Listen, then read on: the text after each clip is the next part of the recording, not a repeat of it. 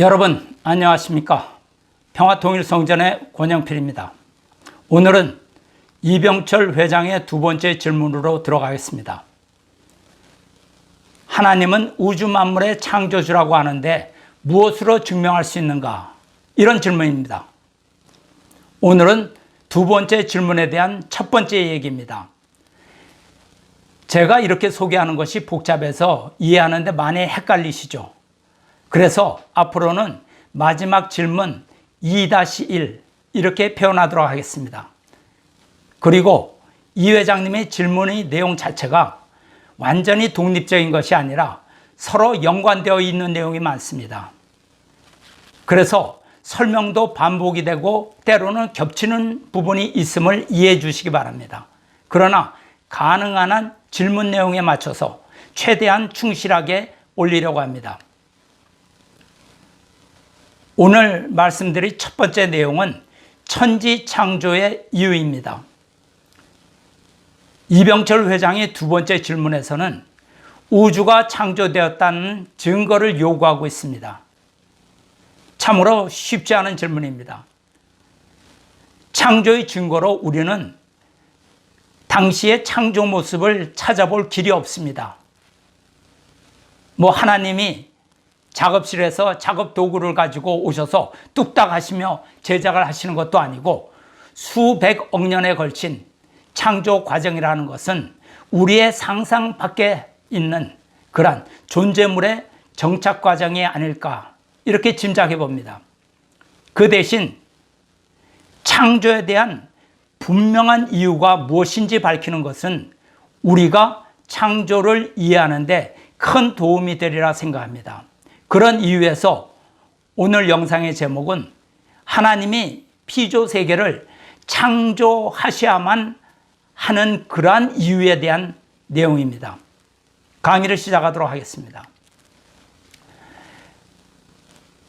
밤하늘에 무수히 떠 있는 별이나 달을 보고 그 아름다움에 취해 있노라면 누구나 저 아름다운 우주는 어떻게 해서 생겨났을까 하는 의문을 가지게 됩니다. 여러분, 우주는 무엇 때문에 생겨났고 어떤 목적을 위해 존재하고 있을까요? 아주 오랜 옛날부터 사람들은 우주의 탄생에 대해서 많은 의문을 가졌었지만 인생이나 우주 삼라만상이 존재하는 근본 이유에 대해서는 아직도 명확히 정리가 되지 않고 있습니다. 과학에서는 우주 탄생의 비밀을 빅뱅설로 설명을 하고 있습니다. 태초에는 우주에 별들도 하나도 없고 공허한 가운데 그러한 상태에서 엄청난 밀도와 온도를 가진 한 개의 점만이 존재했었는데 어느 날 대폭발에 의해서 우주가 탄생되었다는 것입니다.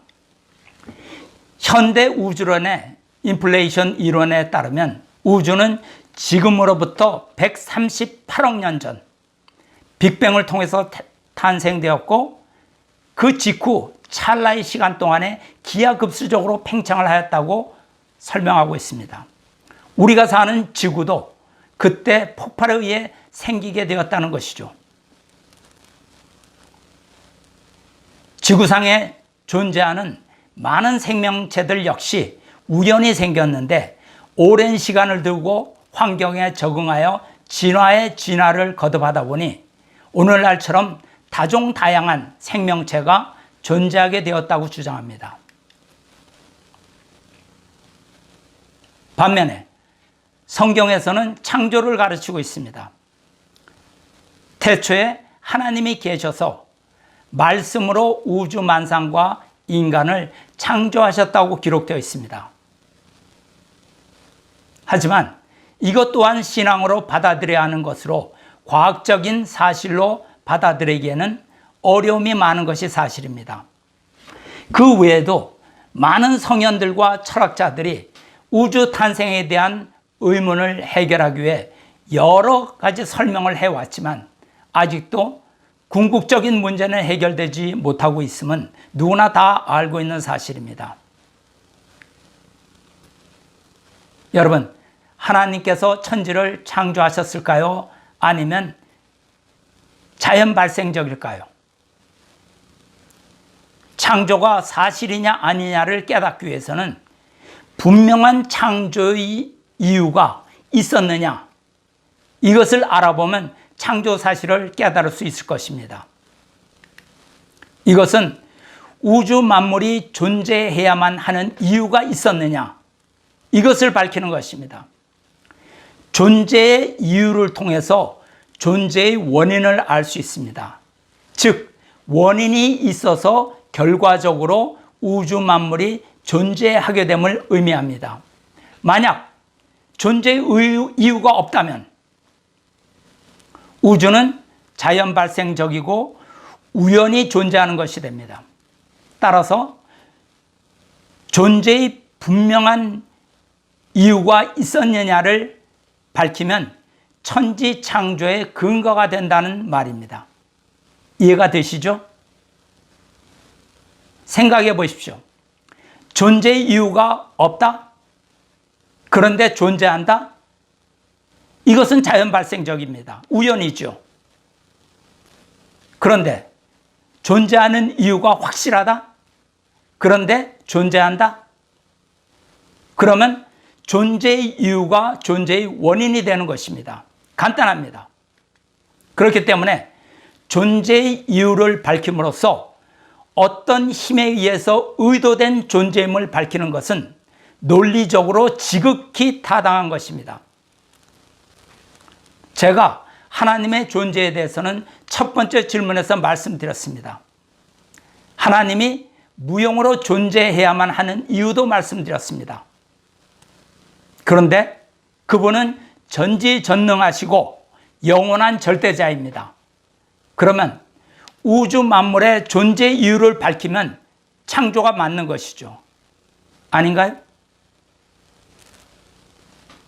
맞습니다. 이제부터 존재의 이유에 대해서 말씀드리겠습니다. 성경 창세기 1장과 2장에서는 하나님께서 천지 만물과 인간을 창조하신 이유와 창조의 과정을 자세히 알려주고 있습니다. 그리고 인간에게 당신이 창조하신 우주 만물을 다스리라고 축복하여 주셨습니다. 하나님의 우주 창조는 단순히 있으라 하심으로써 어떤 계획이나 과정도 생략한 채 무조건 존재하게 된 것이 아닙니다. 창조 역사는 철저한 계획 아래 진행하셨습니다. 먼저 설계가 있었다는 것입니다. 따라서 우주 창조는 무목적, 무계획적으로 진행된 것이 아니라는 얘기죠. 우주는 철저한 존재의 법칙 아래 창조되었고 운행이 되고 있습니다. 만약 태양계가 이런 법칙에서 약간의 이탈이 있을 경우에는 우주에는 일대 혼란이 오고 지구는 일시에 파괴되고 말 것입니다. 모든 존재는 종말을 맞이하게 되겠죠. 지구 탄생 이래 수백억 년 이상 우주는 철저한 질서와 법칙에 의해서 지금까지 존재하고 있다는 사실은 누구도 의심할 수 없는 것입니다. 생각해 보십시오. 사람이 공장에서 조그만 가전제품 하나를 만들더라도 거기에는 반드시 먼저 완벽한 설계도가 있어야 되고 그 설계도대로 부속품을 조립하고 서로 연결되어 작동하게 만들어야 완성품이 나옵니다. 만약에 제품에 어떤 조그만 하자라도 있으면 제대로 작동될 수가 없죠. 그 제품은 폐기되어 없어집니다. 완성품으로 세상에 나올 수가 없는 것입니다. 하물며 수백억 년을 이어온 복잡하고도 광대한 우주가 무계획적, 무목적적으로 우연히 탄생되어 이제까지 파괴되지 않고 존재해 왔다는 주장은 논리적으로 맞지 않습니다. 전혀 맞지 않습니다. 그러면 창조의 주인이신 하나님을 우리가 어떻게 알 수 있을까요? 하나님은 영으로 자존하시는 분이므로 우리의 육적 오간으로 관찰되는 분이 아니시죠. 그럼에도 불구하고 우리는 하나님을 알 수 있습니다. 어떻게 알 수 있느냐? 하나님은 천지 창조와 구원 역사를 통해서 우리에게 당신의 존재를 분명히 나타내고 계십니다. 즉, 하나님은 두 가지 면에서 인간 세계와 관계를 맺고 계십니다. 첫째는 창조 역사이며 둘째는 구원의 역사입니다. 여기에서는 우선 창조 역사에 관련된 하나님의 실존에 관해서만 얘기하려고 합니다. 구원 섭리 역사는 하나님께서 타락한 인류를 구원하시는 역사로서 성경의 기록을 통해서 타락 인간을 구원의 길로 이끄시는 하나님의 섭리를 알 수가 있습니다. 또 성경 외에도 인류 역사를 관찰해 보면 역시 하나님의 구원 섭리의 손길이 분명히 나타나고 있음을 우리는 발견할 수가 있습니다. 인류 역사의 내면 속에 감추어진 하나님의 역사를 발견할 수 있다는 말입니다. 그러나 구원 섭리 역사를 통해서 역사하시는 하나님을 발견하려면 방대한 인류 역사를 종적으로 설명해야 되기 때문에 다음 기회로 넘기겠습니다. 따라서 본 영상에서는 창조 역사를 통해서 하나님의 존재를 확인하는 방법을 소개해드리고자 합니다. 성경에서는 하나님께서 인간을 창조하실 때 흙으로 사람을 지으시고 생기를 불어넣으시니 생명이 되었다고 기록되어 있습니다. 즉, 인간을 영과 육으로 지으셨습니다. 따라서 인간은 육적 감각 체계와 영적 감각 체계의 양면성을 가지고 있습니다. 최초의 인간은 에덴 동산에서 살며 영이로 계신 하나님과 대화를 나누었다고 기록되어 있습니다. 그러나 타락한 후 하나님은 아담과 해와를 에덴 동산에서 쫓아냈습니다. 이는 영으로 계신 하나님과의 단절을 의미합니다. 이 사건은 인간의 영적 오간이 고장났다는 것을 의미하는 것이죠. 그렇기 때문에 영적 감각 체계를 잃어버린 인간의 육적 감각 체계로는 시공을 초월한 영적 세계를 인지할 수가 없습니다. 그렇기 때문에 원래부터 인간이 감각 체계의 한계로 인해 하나님을 인지하지 못하는 것이 아닙니다. 타락의 결과로 영적 감각 체계가 고장이 나서 영적인 하나님과의 통로가 막힌 것입니다. 일부 종교인들 중에는 기도와 정성을 드리는 그러한 생활을 통해서 영적인 능력이 일부 개발이 되어 한정적으로나마 일부의 영적 세계와 교류하는 사람도 있습니다. 그러나 하나님은 무용으로 존재하시기 때문에 영계를 들어가 보아도 하나님은 보이지가 않습니다.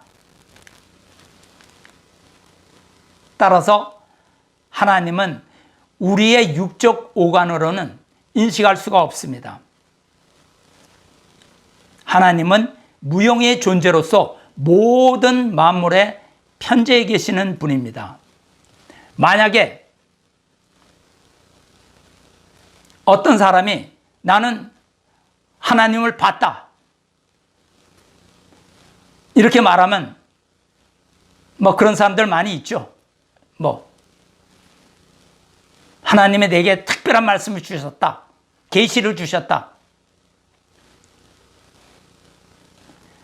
나는 하나님을 봤다. 우리가 그 말은 육적 오간으로 하나님을 체험할 수 있다면 근사하겠지만 그것은 이미 하나님이 아닙니다. 미안하지만 생각해 보십시오.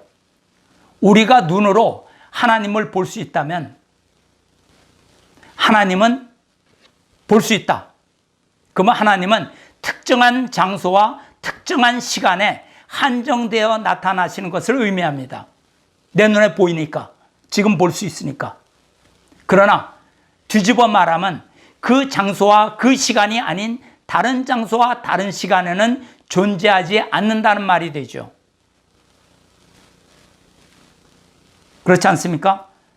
그렇다면 하나님은 시간과 공간의 제약 속에 계시다는 뜻이 됩니다. 그러니 그것은 이미 하나님이 아니다 라고 말할 수 있는 것입니다. 그러면 시간과 공간의 제약을 받는 인간이 어떻게 하나님을 인식할 수 있을까요? 그것이 완전히 불가능한 일은 아닙니다. 하나님은 우주를 창조하실 때 목적을 가지고 설계를 하시고 전지전능한 창조의 능력을 투입하셨습니다. 인간 세계에서도 작가가 작품을 만들면 작가의 모습은 보이지 않지만 작품 속에 작가의 사상과 성품이 담겨져 있습니다. 소설 속에는 작가의 구상을 토대로 하여 작품이 나오고 화가가 그림을 그리면 그의 내면의 사상과 능력이 작품 속에 드러나는 것입니다. 그래서 작품을 평가할 수 있는 것이죠. 마찬가지로 하나님의 성품과 모습과 능력은 고스란히 당신이 창조하신 작품인 우주 만물 속에 나타나 있는 것입니다.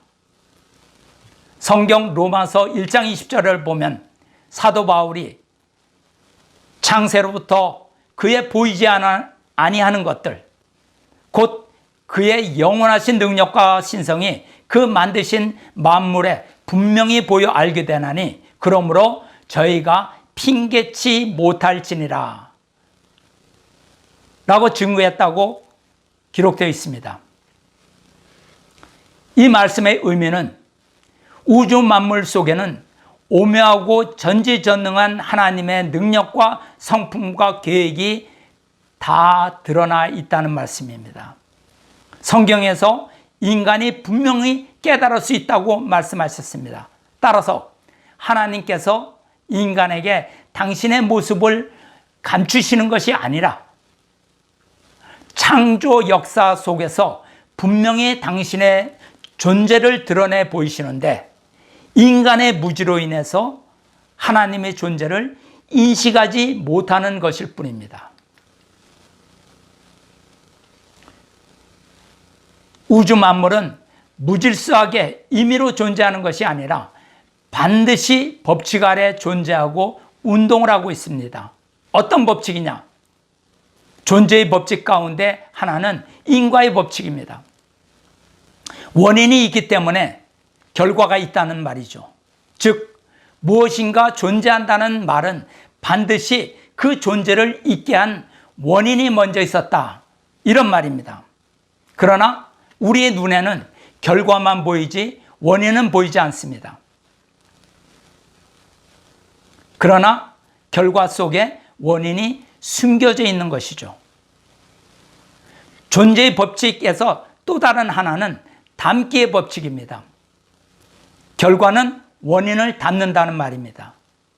결과 속에 원인이 들어있기 때문입니다. 자식이 있다는 말은 부모가 있다는 뜻입니다. 자식은 누구를 닮느냐? 부모를 닮습니다.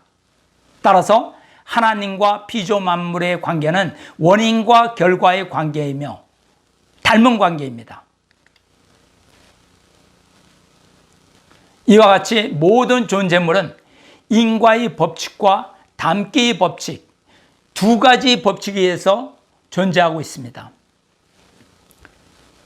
인과의 법칙은 존재물의 개별적, 선택적인 법칙이 아니라 일반적이고 공통적인 법칙으로 운행이 되고 있습니다. 또 피조 만물은 하나님을 닮았습니다. 따라서 피조 만물 속에는 하나님의 속성이 다 드러나 보이기 때문에 우리가 하나님을 알게 된다고 했습니다.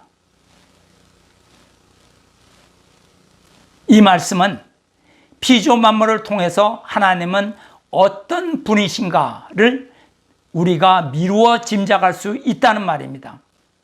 사도 바울이 피조 만물 속에 하나님의 신성과 능력이 분명히 드러나게 되나니 그들이 핑계치 못할 것이라고 하였습니다.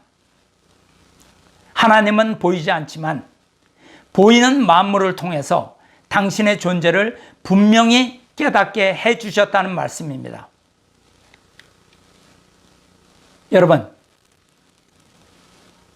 이 말씀은 가벼운 말씀이 아닙니다. 이 말씀은 불신하는 인간에 대한 경고입니다.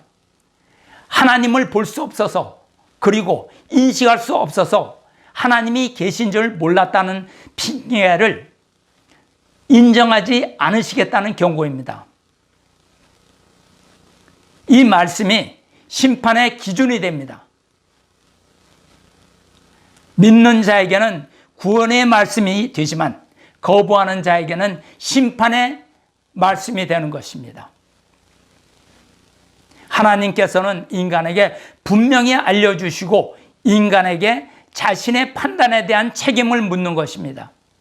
모르면 용서를 받을 수 있겠지만 분명히 알게 해주셨으니 후에 핑계를 대지 말라고까지 말씀하셨습니다. 하나님은 인간에게 선택할 수 있는 자유의지를 허락하여 주셨습니다. 그리고 잘못된 선택의 결과에 대해서는 인간은 책임을 져야 하는 것입니다. 그러면 하나님께서 피조세계를 창조하신 목적은 무엇일까요? 왜 하나님은 피조세계를 창조하셔야만 했을까요? 그 창조의 이유가 명확하게 밝혀지면 하나님의 천지 창조를 인정할 수 있는 것입니다. 부정할 수 없는 것이죠. 자연 발생론이나 진화론은 이유를 설명하지 못합니다. 그러니 자연이 저절로 갑자기 적응해서 살려니까 이렇게 말하는 것이죠. 방향도 없고 목적도 없습니다. 그러니 진화론 자체도 맹목적으로 받아들여야 하는 신앙 수준을 벗어나지 못하고 있는 것입니다. 하지만 성경에서는 목적과 방향을 분명히 설명하고 있습니다. 그러면 하나님께서는 왜 우주 만물과 인간을 창조하셔야만 했을까요? 이것은 굉장히 중요한 내용입니다. 전지전능하고 영원불변하신 하나님께서 무엇이 부족해서 수백억 년에 걸쳐서 피조 만물 세계를 지으신 것일까요? 여러분, 하나님은 영원하시고 전지전능하신 주인이시기 때문에 부족한 것이 없습니다. 완전하신 분입니다. 인간의 생각과 과학이 미칠 수 없는 대우주를 하나님께서는 창조하시고 또한 운행하시고 그 주인으로 계신 것을 생각하게 될 때 하나님은 절대적인 과학의 주인이시기도 합니다. 현대과학이 아무리 발달한다 해도 하나님이 만드신 것을 따라가거나 넘어설 수가 없습니다. 하나님은 전지전능하시며 절대적이시기 때문입니다. 또한 영원불변한 자존하시는 분입니다. 그러나 그 부족한 것이 없는 하나님께서도 꼭 필요한 것이 있습니다. 전지전능하고 모든 존재의 주인이 되시는 하나님께서 바라시는 것이 있다면 그것이 무엇이겠습니까?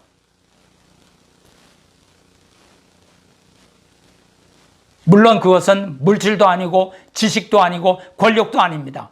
창조주 하나님께서는 이미 이 모든 것을 가지고 계십니다. 그러면 하나님께서 무엇을 필요로 하시겠느냐 이 말입니다. 하나님께서 절대적인 분이신데 그 하나님이 왜 인간과 우주 만물을 지었느냐 하는 것이 문제입니다. 분명히 말씀드립니다. 하나님께서도 필요한 것이 있습니다. 부족한 것이 있습니다. 그것이 무엇입니까? 그것은 바로 사랑입니다. 사랑. 여러분, 하나님 혼자서 사랑하실 수가 있겠습니까? 하나님은 무엇인지 할 수 있는 능력을 가지고 계시니까 사랑도 마음대로 창조할 수 있지 않겠느냐 하고 생각할 수도 있겠지만, 사랑은 혼자 하는 것이 아닙니다. 반드시 상대가 있어야 합니다. 사랑이라는 것은 상대로부터 오는 정적인 충동입니다. 따라서 하나님도 사랑을 느끼시고 기뻐하시기 위해서는 반드시 상대가 필요하다는 것입니다. 바로 인간. 하나님과 사랑을 나눌 수 있는 대상자라는 것입니다. 이것을 깨달아야 합니다. 하나님께서는 사랑을 느끼기 위해서, 사랑에 빠지고 싶어서 인간을 자녀로 창조하신 것입니다. 하나님은 인간 창조 전에 먼저 사랑하는 인간이 존재할 수 있도록 환경, 즉 우주 만물의 환경을 먼저 창조하셨습니다. 그리고 피조세계의 주관권을 몽땅 당신의 자녀인 인간에게 맡기셨습니다.